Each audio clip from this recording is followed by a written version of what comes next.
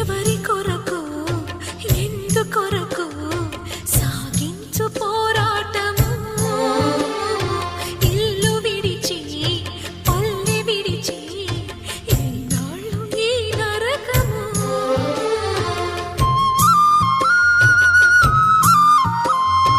గుండెలో బాధలను దాచుకోవాలి